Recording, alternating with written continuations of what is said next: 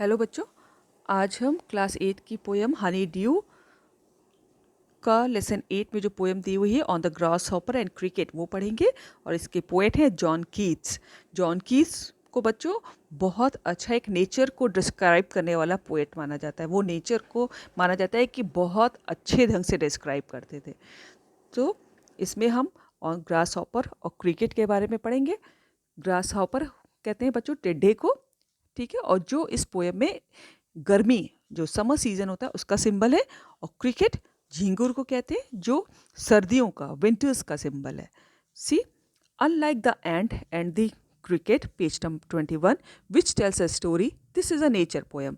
तो ये जो आपके इसी बुक में हनी ड्यू में पेज 21 पे जो पोएम दी हुई है द एंड द क्रिकेट, ये उसकी तरह नहीं है जिसमें कि एक स्टोरी बताई गई है, बल्कि ये एक नेचर पोयम है। इस पोयम में नेचर को डिस्क्राइब किया गया है।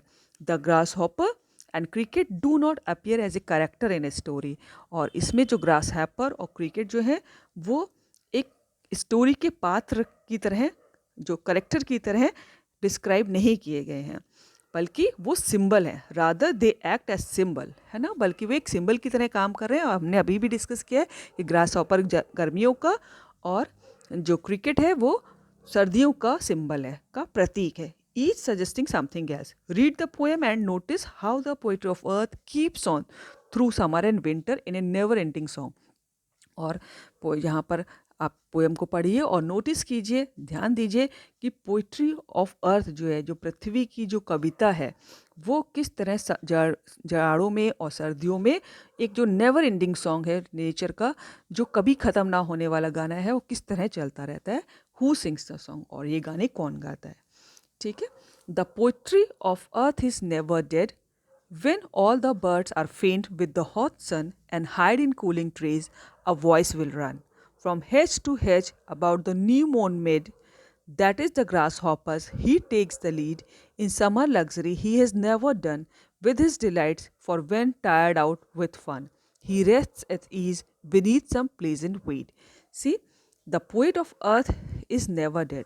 यहाँ पर पोएट कहते हैं कि जो पृथ्वी की कविता है, कि जो काव्य है, वो कभी भी ख़त्म नहीं होता है। आप लोग ने भी महसूस किया होगा कि जब आप नेचर में बैठे हों तो कभी पेड़ों की जो हवा चलने से ससराहट होती है, या चिड़ियों की चहचहाहट होती है, या नदियाँ बहती हैं तो उसकी जो कलकल की आवाज़ होती है, वो सब वो पोइट्री है, जो नेचर की पोइट्री है। तो यहाँ पर वो ग्रास हॉपर और क्रिकेट के माध्यम से आपको इस नेवर एंडिंग सॉन्ग के बारे में डिस्कस करेंगे। When all the birds are faint with the hot sun and hide in cooling trees, आपको कॉमा तक पढ़ना है, ठीक है। ठीक, जब बहुत गर्मी की वजह से सारी चिड़ियाँ बेहोश सी होने लगती हैं, फेंट होता है बेहोश होना, और ठंडे ठंडे पेड़ों में हाइड कर जाती हैं, छुप जाती हैं। A voice will run from hedge to hedge about the new mown mead. तो एक जो नए फ्रेशली न्यू मोन मेड होता है, कि जो न्यू मोन होता है कि जो फ्रेशली कट है, जो ताजे ताजे चरागाह काटे गए, मेड होता है मेडो, है ना, चरागाह का शॉर्ट फॉर्म है ये। तो जो नए नए ग्रासलैंड चरागाह काटे गए हैं, वहाँ पर जो हेज है, हेज कहते हैं बच्चों पौधों की जो बाड़ होती है, जो पौधों से दीवार बनी होती है। आप लोगों ने देखा होगा बहुत सारे गार्डन्स में लोगों के जो उनकी बाउंड्री के ऊपर पौधों से दीवार बनी होती है, तो वो हेज कहलाती है। तब तो पोएट कहते हैं कि जो फ्रेशली कट चरागाह हैं, जो नए ताजे कटे हुए चरागाह हैं, वहाँ पर एक हेज से पौधों की बाढ़ से दूसरी बाढ़ तक पूरी एक आवाज़ दौड़ती है, और that is the grass hoppers. और वो जो है ग्रास हॉपर टिड्ढे की आवाज़ है। He takes the lead in summer luxury. और जब सारे लोग गर्मी की वजह से अपने अपने घरों में बंद हो जाते हैं, चिड़ियाँ अपने ठंडे ठंडे पेड़ों में छुप जाती हैं, तब ग्रास हॉपर जो है वो लीड लेता है, जैसे कि लीडर आगे आगे चलता है ना, तो वो अगुवाई करता है इन समर लग्जरी, इस जो गर्मियों का जो आनंद है उसको लेने की, ठीक है, वो समर को एंजॉय करता है। He has never done with his delights. और वो अपने डिलाइट्स में, अपने इस आनंद को लेने में कभी भी नहीं थकता, कभी भी नहीं रुकता। ही हैज़ नेवर डन, कभी भी नहीं रुकता, वो लगातार उसका आनंद लेता रहता है।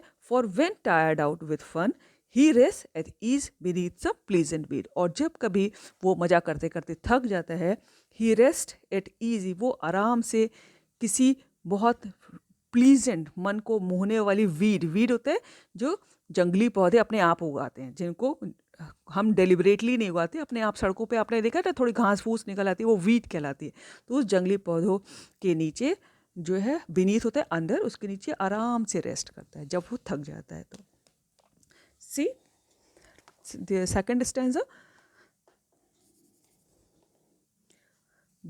The poetry of earth is ceasing never on a lone winter evening when the frost has brought a silence from the stone there shrills the cricket's song in warmth increasing ever and seems to one in the drowsiness half lost the grasshoppers among some grassy hills। और यहाँ पर फिर poet अब cricket के बारे में describe करते हुए कहते हैं कि the poetry of earth is ceasing never, ceasing होता है ख़त्म होना, है ना, कि जो पृथ्वी के काव्य है, जो कविता है, वो कभी भी ख़त्म नहीं होती। On a lone winter evening when the frost has wrought a silence, wrought होता है यहाँ पर, व्रॉट का मतलब ब्रॉट है ना, नीचे लिखा भी है वर्ड मीनिंग में, व्रॉट का मतलब ब्रॉट अबाउट, कि लाना, कि जब विंटर की इवनिंग, जाड़ों की जो शाम है लोन, बहुत जो, जब आप लोगों ने देखा होगा कि जाड़े की शाम बहुत जो है सड़कें खाली हो जाती हैं ठंड की वजह से, और when the frost has wrought a silence, और जब बर्फ़ पड़ती है और वो पूरा साइलेंस ले आती है, क्योंकि ठंडक की वजह से कोई भी घर से नहीं निकलता, सड़कें सब खाली हो जाती हैं। तो I am repeating, on a lone winter evening when the frost has wrought a silence, जब बर्फ़ पड़ने से सब जगह साइलेंस हो जाता है, शांति हो जाती है, और जो जाड़े की शामें हैं बिल्कुल लोनली हो जाती हैं, यानी कि बिल्कुल खाली हो जाती है, सब जगह सन्नाटा हो जाता है। From the stones there shrills the cricket song, और तब वहाँ पत्थरों के बीच से श्रिल होता है एक तीखी साफ आवाज़। क्रिकेट जो है एक बहुत श्रिल आवाज़ में, बहुत तीखी साफ आवाज़ में गाना गाता है। इन वॉम्थ इंक्रीजिंग एवर, और उस गाने की वॉम्थ जो है, कि जो उस गाने में अपनापन है, जो वॉम्थ है, वो बढ़ती जाती है। And seems to one in the drowsiness half lost the grasshoppers among some grass hill, और ऐसा लगता है ऐसे एक आदमी को जो ड्राउजी है, जो ऊँग रहा है नींद के मारे और नींद में है ना, जो स्लीपी है और हाफ लॉस्ट है, इसलिए नींद के बारे में, नींद की वजह से उसको ठीक से समझ में नहीं आ रहा, हाफ लॉस्ट है। तो उसको ऐसा लगता है जैसे कोई grass hopper among some grass हिल, कि कोई ग्रास हॉपर जो है किसी घास से ढकी हुई पहाड़ियों में गाना गा रहा है, और वो डिफ्रेंशिएट नहीं कर पाता कि ये क्रिकेट गा रहा है, क्योंकि दोनों ही इंसेक्ट हैं। ग्रास हॉपर गर्मियों में आवाज़ें निकलती हैं और क्रिकेट की जाड़ों में, ऐसा पोएट ने कहा है। और वो इस आवाज़ में डिफ्रेंशिएट नहीं कर पाता क्योंकि वो नींद में है और हाफ लॉस्ट है। So this is about the poem, जिसमें नेचर की पोइट्री कभी नहीं ख़त्म होती, किसी ना किसी रूप में चलती रहती है, ये दिखाया गया। Now see the rhyming scheme of the stanzas. Come to the stanza 1। The poetry of earth is never dead when all the birds are faint with the hot sun। ठीक है, हमने पहले भी अपनी पोएम्स में सिखाया है कि जब किसी स्टैंजा की कोई लाइन का आखिरी वर्ड किसी दूसरी लाइन के आखिरी वर्ड से साउंड करता है, सेम साउंड करता है, तो हम उसको सेम अल्फ़ाबेट देते हैं। अब देखिए हम लोग यहाँ पर ढूंढते हैं कि इसमें पहला अक्षर है dead, the poetry of earth is never dead. तो डेड की साउंड अब किससे देखिए मैच कर रही है, सन से मैच नहीं कर रही, रन से नहीं, मेड, डेड और मेड राउंड सेम कर रहे हैं, तो हमने दोनों को ए दिया। ठीक है, आगे देखिए ये तो लीड है, नहीं इससे नहीं कर रही है। ठीक है, तो अब देखिए दूसरा नंबर, दूसरी लाइन देखिए सन, है ना, with the hot sun, sun is rhyming with run, है ना, सन और रन सेम साउंड कर रहे हैं, तो हमने दोनों को बी दिया। अब देखिए और भी, और इसमें देखिए फन, है ना, सेकंड लास्ट लाइन इस स्टैंजा की फन, है ना, टायर्ड आउट विथ फन, तो सेम साउंड कर रहा है। और डन, है ना, उसके ऊपर वो डन वाली में भी, तो हमने सबको बीच में सेम अल्फ़ाबेट दिया क्योंकि सेम साउंड आ रही है, सन, रन, डन, फन। आगे देखिए ये हो गई, अब बचा lead, he takes the lead, lead is rhyming with last line of this stanza weed, है ना, लीड और वीड, तो ये इन सबको हमने सी दिया।